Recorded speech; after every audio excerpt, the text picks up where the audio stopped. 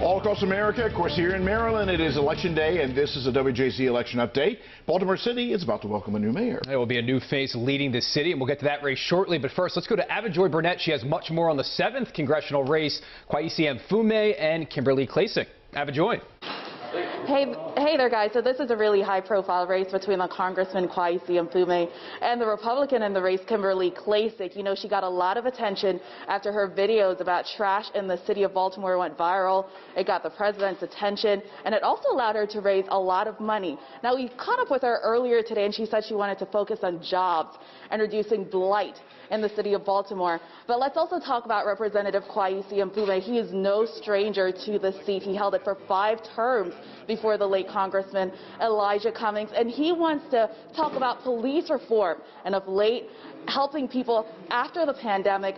But let's be real about this one. This is a district that's heavily Democratic. We're talking 4-1, Democrats to Republicans. So tonight we're going to wait to see the results of this race. Back to you guys. All right, thank you, Abijoy. And right now we are joined by Dr. Malia Cromer. She is a political science professor at Goucher College and a polling expert. And so we're now, the polls have closed in many areas, including Maryland. So we're getting some results. We know the results from some states.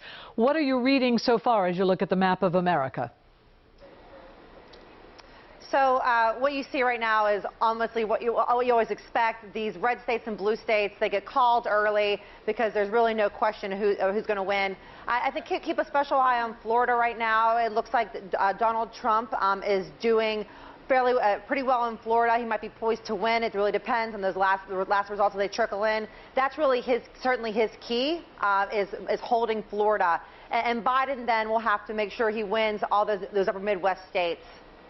All right, so that's still to come, and that could be a day or two in the making as those results get read. Thank you, Dr. Cromer. We'll come back to you again.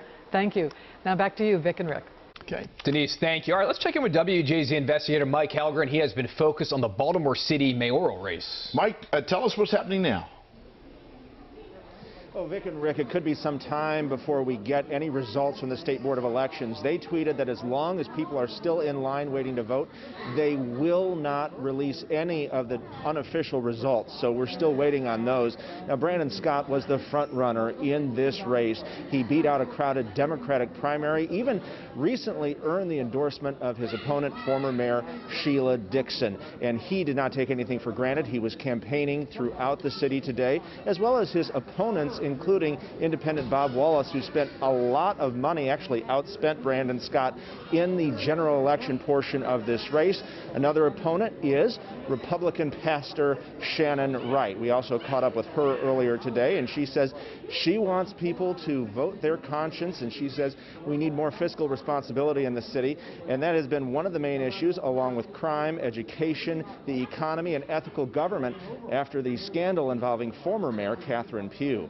We're live at the Baltimore Soundstage. Mike Halgren, WJZ. And of course, we know that he'll have a full plate if, in fact, he does become the mayor. He'll be the youngest mayor for the city. Yeah, it's a huge deal for sure, to say the least.